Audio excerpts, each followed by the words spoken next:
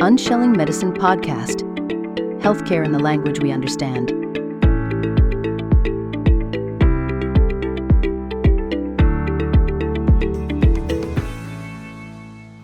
Hello, welcome everybody. So today I have Darryl Dittmer with me. Mr. Daryl is an author. He's also a student of life. So we are going to have conversations about life because, like they say, life be lifing. So we are going to have a very healthy conversation about that. Hi, Daryl. Welcome. Hi, Dong Esit. Thank you very much for having me. Wonderful to see you again. Same here, same here. So the last time we had a conversation, we had very healthy topics we discussed. So we're going to ease into it, with life, what life has taught you in the journey to becoming an author and your experiences that helped you write this book in its rawest form. So what is that for you? What have you learned in this whole grand scheme, this whole school of life? I don't know if we have time for everything. It's been a lot. It's just a little bit. Yeah, just a little bit. Yeah. It's taken a lifetime, honestly, and for wherever we are at any point in life, wherever I am at any point in life, I will have learned whatever has unfolded before me till that time. And then, I add more days and hopefully I add a little more, lessons and, God willing, wisdom and whatever else comes along with that. So, just a brief background. I started in Michigan in the Midwest, and that was an interesting place to start. It was cool. It was all about Protestant work ethic. My dad was a mechanic. My mom took care of us kids in the house, and I think my mom had the much more difficult job in terms of, holding all that down. That's a lot. And it was a strict household. My dad was strict. My mom was strict.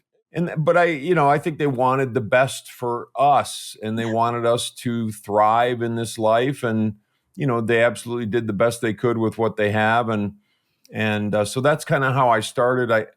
At a fairly young age, I got involved in, drinking and drugs, and I got involved in not being a good human being and thinking that something else outside of me was going to make me feel better or be better or experience a different life, a better life or something like that. And they took me down exactly the opposite road to where I became, just very hidden, very scared, fearful, anxious. My relationship with my family deteriorated rapidly and a lot, and it was not a good scene. So to make a long story short, I got sober when I was 19 years old. I was young. I had just turned 19 and got rid of the drinking and the drugs and was fortunate that I was willing at that time to listen. I had been beat down enough in here to where I was willing to listen and I was willing to learn and I wanted people to teach me how to live. And I sought out those people and I found many of those people, and some were people that I didn't know, books and tapes and that sort of stuff, and also people that I did find who became mentors of mine. And my life, I've been a student of life from that point on, and I've learned a ton about living. I think a couple of things that are crucially important for people is, number one, if you're struggling, you're probably going to have to get to the point where you're sick and tired of being sick and tired.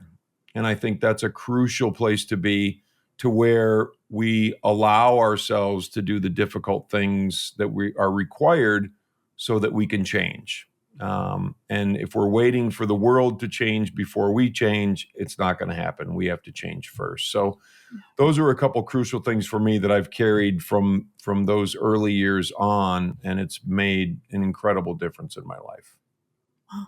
Thank you for sharing. That is such an incredible story of not just resilience, but wanting different for yourself. So on that journey, you said something that most people in a dark place. Some have gotten there, that rock bottom when you're sick and tired of being sick and tired. You just want different. However, the one common thing that I hear is, I just don't know where to start. I don't know where to turn to. I don't know who to help. Like, I don't know where to seek help. What was that for you at 19 years old, a young man coming into adulthood, after all these beatings, that you received in here? What was it that actually made you have that trust that there's somebody that actually can have your best interest at heart to help you? Because you had to open up, you had to accept that there was a problem that needed to be fixed. What was that turning point that, lit up that trust in, another person to help you? What was that like? It was difficult to accept that, but there was an intervention done basically with me.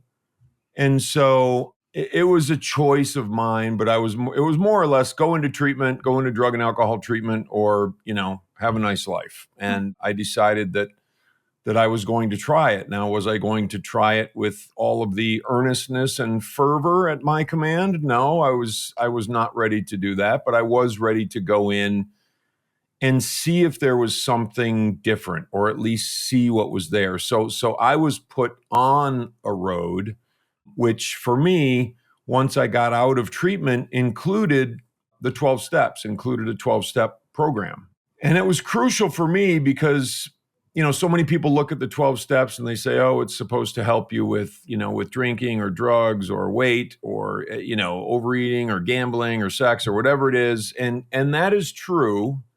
But generally, it's only one step out of those 12 where it actually addresses those issues. The other steps are to change the person, to change the mechanism.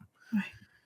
And so I was introduced to the 12 steps, and as part of the 12 steps, they recommended that I find a mentor, or they call it a sponsor in those programs. And so I did that. And I chose one sponsor who was great, and then I decided once I got sober, I wanted to go to college, and nobody in my family had ever gone to college or graduated from college, and so I did that, and I moved away from home, and so I found another mentor or sponsor, and it was difficult to make that approach. It was difficult to say, I need help. Will you help me? Will you be my sponsor or my mentor? And I think that's maybe where people, might have a big issue, but in terms of finding that help or asking for that help, but I got to say my thinking at that time got me to where I was. Apparently that was the best I could do at that point in my life. And so that took me down a difficult road. So I had to commit to do things differently. And I think that's a difficult thing for people to say, you know what? I need to do something that's scary. I need to do something that steps out of my comfort zone. I need to ask for help. I need to, with our phones, we can find every answer we want. If I have an issue with gambling, I can say, how do I get help with gambling? And I'll probably get 50 answers. But what am I going to do once I get those 50 answers? Mm-hmm. Am I going to go down those roads? Am I going to be sick and tired of being sick and tired enough to do what I have to do? And that's the question that we have to ask ourselves when we find ourselves in trouble. Absolutely. I agree. And asking for help is something that has an outlook, which is not true of weakness, is actually true strength. To realize that you need help, to realize that you need support, you need a village, you need a community, and to reach out to somebody, to ask for that help and support is such an incredible strength. That addiction is not easy, is not easy on the person, is not easy on their loved ones, is not easy on the people affected at all. And, for you had that community of people who loved you enough to arrange an intervention. And for people who may not have that community, you did talk about you can pull out in your phone and Google whatever. Taking those steps is very important. Committing yourself to doing that. And as somebody that who has been in that position and was presented an opportunity to be sober by being offered these 12 steps, right? What was that thing in you that convinced you to want to do different, to take on this challenge?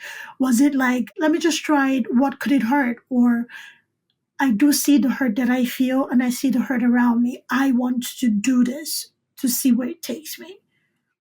I saw people who appeared to be significantly more at peace and more happy and more successful and more settled in their lives than I was. And I saw people I was at one point in my life someone who could not look people in the eye. I had a very hard time having conversations. I wouldn't approach anything that I didn't, that was in any way fearful or made me anxious or whatever. And I'm not that guy anymore. I'm not that person anymore. And I haven't been for a long time, but that's how I was. And that's how a lot of people are when they start. And I think it's easy to want the end product as soon as we start.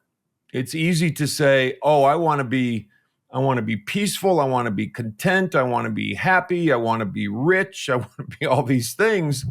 But we can't have them out of the gate. We can't have those things, right when we start. We have to go through the process, and everything is a process. All of that learning and everything that we have to be taught and to integrate into ourselves and into our lives and sort of fit into. I liken it to, like I'm shedding my skin. Like I'm a snake and I'm shedding my skin, and I have to do that a lot of times before I shed all of those old skins. And I think that can be painful. It's been painful, in my life going through all those steps. But where you mentioned trust earlier, and I think faith plays into this too. And whatever faith someone has in whatever entity or deity it may or may not be, that's fine. I don't make any presumptions for anyone else in terms of what they have to have that faith in. But there are so many people that have gone through these things and they've come out the other end, or they've come out in the middle, or they've come out, 2 years later or whatever it is, and they're much better, and life is much better, and they're feeling much better, and they can stand up and look around and have confidence and, all of those beautiful things. So, and we see it all the time with the people that do the work. I see it all the time with people that do the work. So there's an element of faith and an element of trust in knowing that, you know what, if I set this destructive stuff down and I pick up something constructive and I lead my life from that perspective, good things will happen, but it's not all going to happen, right away. It takes time. So let's talk about your book. What encouraged you? Because that's the only word that is coming in. What encouraged you to write your book? The biggest encouragement for me to write my book was that my mentor, when I was 19, he was in his mid to late 50s at that time, and he gave me so much. I titled the book after something that he told me, and I'll tell a quick story if that's okay. That Sure. helps with the answer here. But Yes. so I grew up with, if you're struggling, swing harder. If it doesn't fit, just get a bigger hammer. No pain, no gain. All of that stuff that can cause an incredible amount of damage, and it had in my life, and so everything, I would wrestle with it, I would fight with it, I would try to beat it, like that sort of thing, and that was how I grew up, and so I had to shed. That's one of the skins that I had to shed, and I'm still shedding it. It's easy for me to fall into that sometimes. So as I was struggling, I said to my mentor, his name was Bud, I said, Bud, I got this going on, I got that going on, I'm struggling, I'm fighting, I'm doing all this stuff. He said, Daryl, hold on. He said, when you stop fighting, that's when the fighting stops. When you stop fighting, the fighting stops. And I said, oh, and I didn't really get it at that time. Like I get it now, and I've gotten it progressively more over the course of time. But so I titled my book "When I Stopped Fighting," and that was why. That was the impetus. That was the encouragement, because I want to give back at this point in my life. I want to help people understand, not through, oh, hey, you need to do this, and you need to do that, and you need to do that, all that sort of stuff. I want to tell my story. And then if people can relate to the things that I went through, and also the things that helped me to heal and continue to help me to heal, that will help them heal and will help them find hope. And that was the impetus for me. Thank you for sharing. That's such. I am going to write that down. When you stop fighting, the fighting stops. Because as humans, we feel like we have to fight fire with fire. You have a gun, I have a bigger one, and it doesn't usually bode well. And these are figurative things that I just, the whole fire thing. And it even lends itself into even simple conversations. Have you felt like applying this concept when you start fighting has actually helped you not only conflict, resolve, or in your conflict resolution experience, but it also has affected how you take in things? Without a doubt. Without a doubt. It's interesting because there's different levels of the fight, right? When I'm in different degrees of the fight. And when I was young, I was fighting drugs and alcohol and parents and other people. And, that was the fight. It was all these fights that were just raging around me. Right. Little did I know that fight was raging inside of me. If that fight wasn't raging inside of me, it wouldn't have been raging outside of me. And that's really how it works. And at least what I've discovered, that how it works for me. And so it took me saying to myself many times, hundreds, if not thousands of times, as I'm going through life and as I'm about to react, or as I'm about to try harder, or as I'm about to, grab something by the neck, figuratively, and, shake it until it bends itself to my will, sort of thing.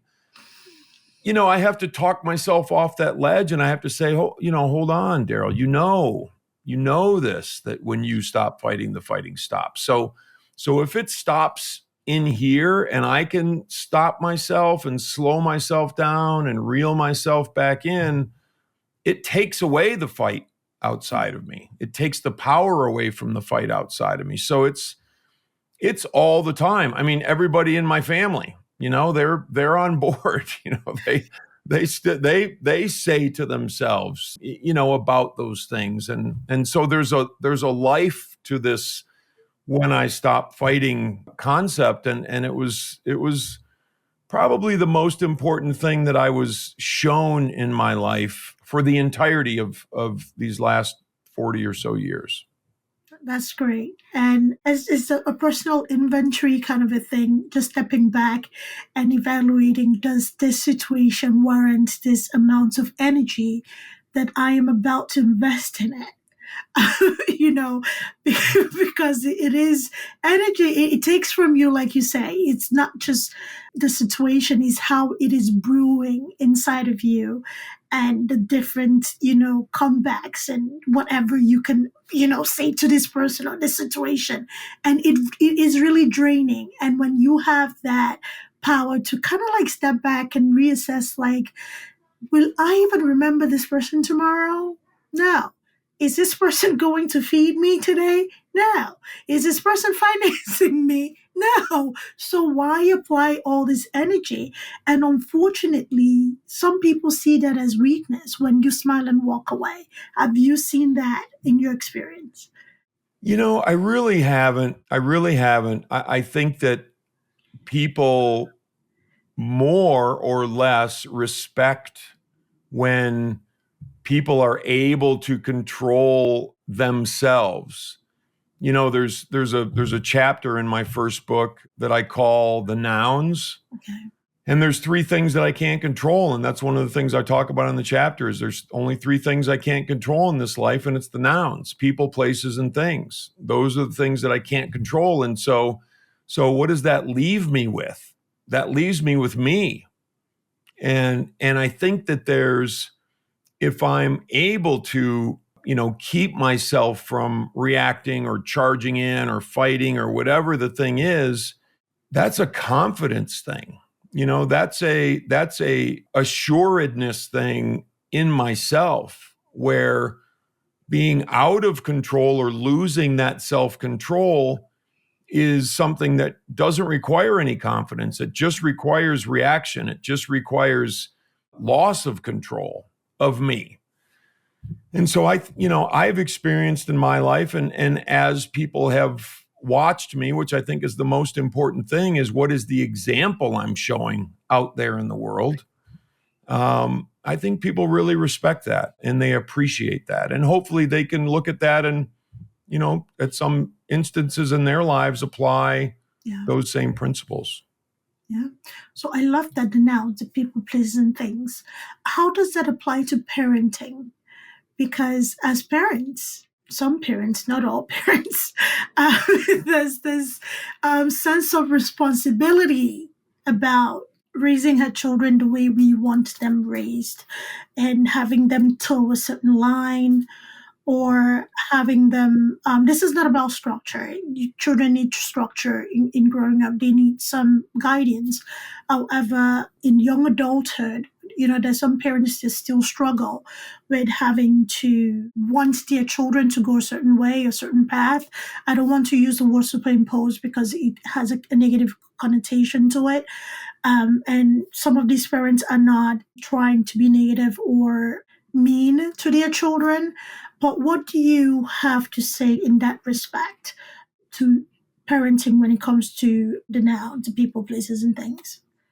I think there's an incredible importance in doing my best. And what I did was my best to bestow the right structure for their lives, the right example for their lives. And when a child is young, I think we can take it through, let's just say 15, 16. Like, there's certain things we have to do until they're, say, mid-teens. And those are all important things. I also think that the most important thing there is the example, because they're not going to necessarily, it's not what I say, it's how I live, and it's how I interact with other human beings. And that's what the child will be learning. And I believe that wholeheartedly. So again, that does boil down to me. Who am I? Who am I in situations where, rather than, going off the handle and yelling, am I having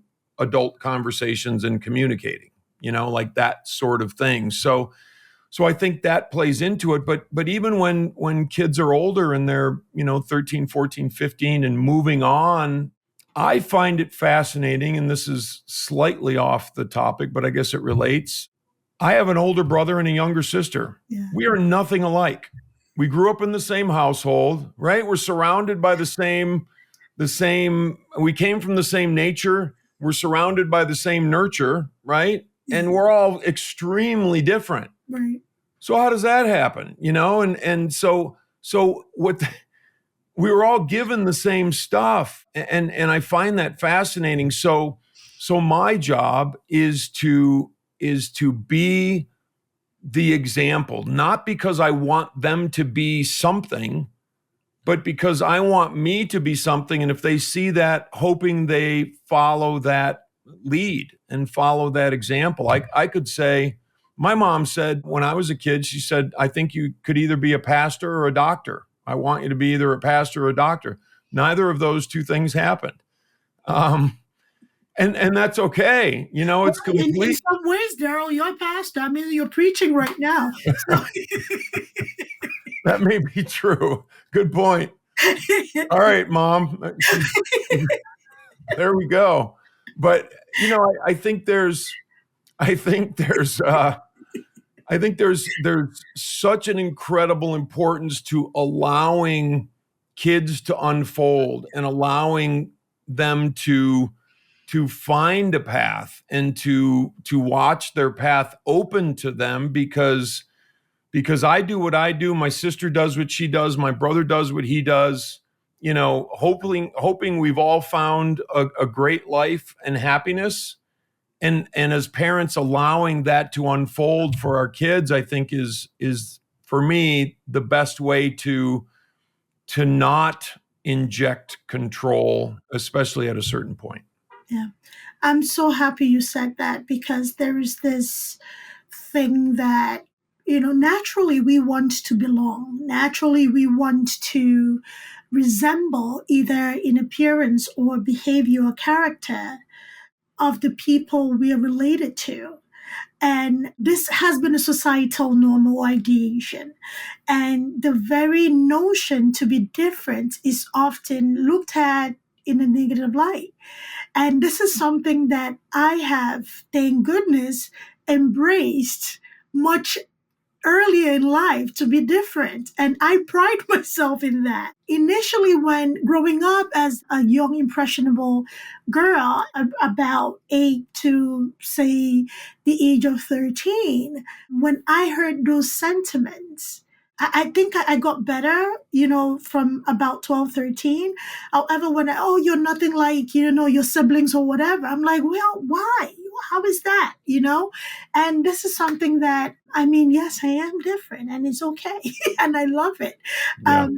But the pressure that applies on people to be different without seeing that there is a positivity to it. Is there any point that kind of like maybe affected you before you stepped back and like, you know what? No, these are my siblings. They're who they are. I am who I am. This is my journey. Was there any point where you kind of like, when you noticed that difference, that it affected you?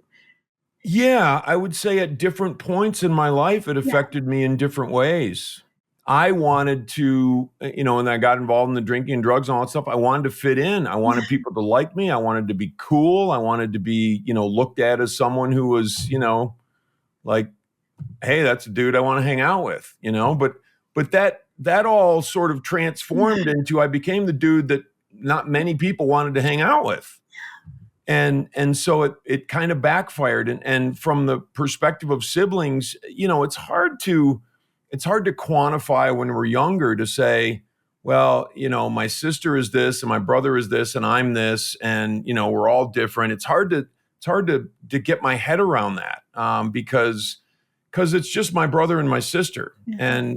But as we get older and life starts to unfold, I'm a weird dude, like I love it. I'm very different in whatever ways I am, and that's completely cool with me. I don't know how cool it is with everybody, but it's completely cool with me.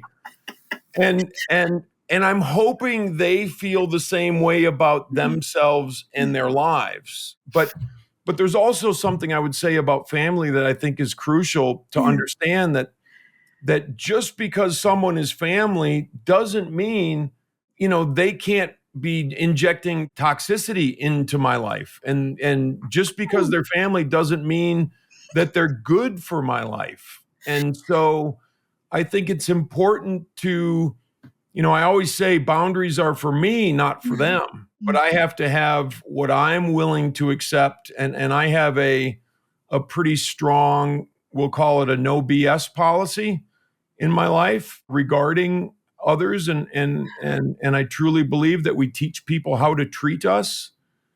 And if people aren't towing that line, they're not welcome to the party anymore. And that's just how it goes. And that's how I've become. And that's something that I think makes me different. I don't grovel to have somebody in my life because they are X or Y or whatever it is. People come into my life that are healthy, and I want to be healthy for them, and let's have a relationship. So I think those are important things to keep in mind as we think about family, we think about siblings, because the more different we are when we're young, probably the significantly more different we are as we get older. Yes. And here you are saying you're not a preacher, Daryl. How dare you? Just preach gospel. It's so great you said that, because I've seen people focus on the premise of family. Oh, but we're family, and continue in toxic situations, and continue in situations where they're not heard or respected. Continue in situations where the same level of decorum is not afforded them, and it's okay to disengage, and it's something that is not society frowns on it, because your family no matter what. Yes, we may be family no matter what. It doesn't mean that I have to continue to expose myself to hurt. Correct. I can draw that line, and you will have nothing but to respect that line, right? And that is it. Family blood makes you related.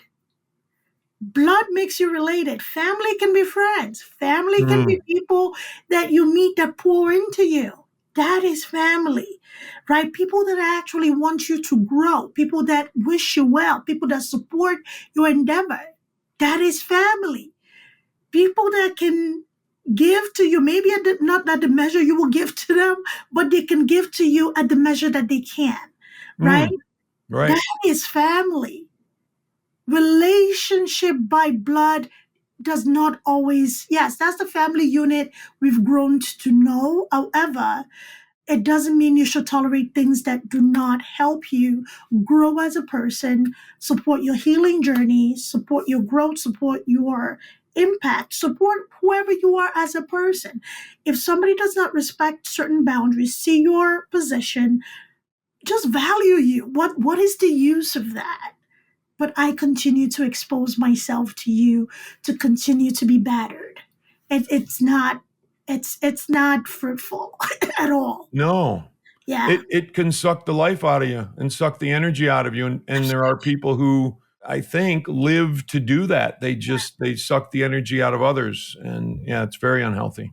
Just like there are givers, they're takers, right? Right. That's the balance, right? So energy sappers and energy givers. So you have to identify the people in your life, and also, is that saying you can't pour from an empty cup. When you keep pouring and pouring and pouring, you get empty. And when you get empty, you're irritable, you're angry, and that's not really who you want to be. So please, if anybody hasn't heard anything, please hear this. The boundary is for you. The boundary is for you. It's for your health. It's for your mental health, because all of the storm brews inside, right? All of this storm brews inside of you, throws of your energy, throws of your metabolism. Just the chemicals in your body changes. You may not be aware, but things are changing in your body. That's why we have trapped energy and all these chronic disorders that it's not worth it. Please draw those boundaries. It is very healthy. Thank you, Daryl. So, Daryl, if somebody's willing and very interested in maybe hearing more from you, reading your books, how can they find you? So the best place to find me is my website, which is daryldittmer.com, DarylDittmer.com. There's bio information, there's a blog, there's my books, audiobooks. I have journals as well. I love when people write, so I do these little journals, rewrite your life story, that sort of thing. You can grab on the website. I just think writing is so cleansing and just such a wonderful way to expel some things and learn things and sort things out. And so I'm a big fan of that. But my books are When I Stop Fighting, which is available on Amazon. And my second book is When You Stop Fighting, which is also available on Amazon. But through my website, you can find pretty much everything you need to know about me. Thank you for that. And what is the one golden nugget you would like to leave us with? So for anybody who may be struggling with anything, be it substance abuse, be it toxic relationships, or relationships that are not serving them in any capacity, be it career, personal, it doesn't matter. What is the one thing you would like somebody to know today? I'll tell a quick story if that's okay. I'll make it quick. I again, the 12-step work, and I went to this meeting on Friday nights in this local city, and it was at the community center. It was a big meeting. There were probably 200 or 300 people there, and there were people like me who were young in sobriety, and my friends who were young in sobriety. Some were serious about it, some weren't. Some were just clowns, and I could certainly be a clown from time to time. But there was this gentleman there, his name was Jimmy, and he was a little older, and he was a little bent over when he walked, and fairly small in stature, and didn't say much. But he was at that time about 40 years in recovery. And we used to look at him like he was a deity. Jimmy was just like, wow, Jimmy, but he was the only guy that he would get up in those meetings, and a lot of people drank coffee at those meetings. And so he would fill the little coffee carafe, and he would walk around and he would fill up people's coffee.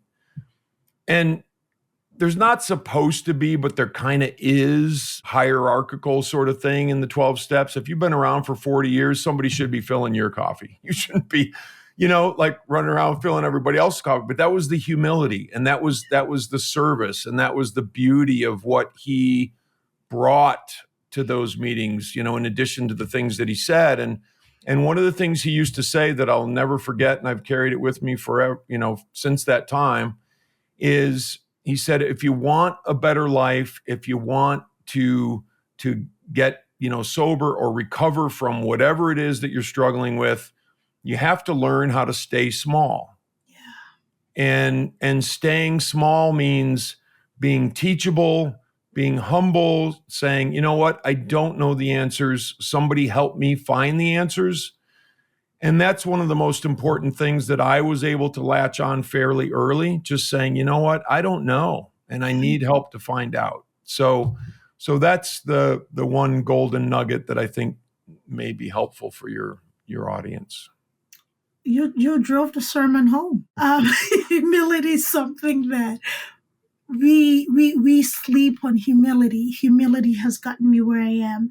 Being teachable, being coachable, saying I don't know, please teach me, trying things out, being able to take constructive criticism or showing and also displaying that in action is more than gold. So thank you for that golden nugget. We really do appreciate it. So thank you, everybody, for listening. Please go on to Daryl's website and see what he has to offer. I hope and pray there was something in this conversation that did ring true to your heart. And you are not alone. You are not alone. Seek help. Be humble enough to ask for help, and also be humble in your leadership to help somebody, because we don't want to beat people down further than they're already beaten down. Life is tough. Life be lifing. So let's be humble in our helping one another, and also let's seek help where we need help. It's the greatest strength you ever summon. All right. Thank you, everybody, for listening. Take care of yourself. Thank you, Daryl, for being here. I really do appreciate you. Thank you, Idongesit. Appreciate you as well. Thank you. Bye, everybody.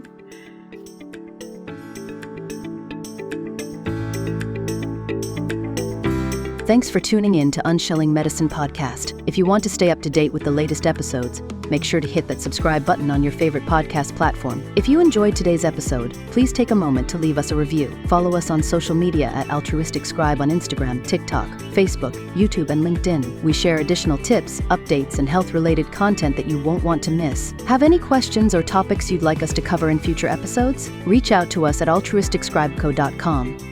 We're always eager to hear from our listeners and tackle the health topics that matter most to you. Until next time, stay healthy and take care.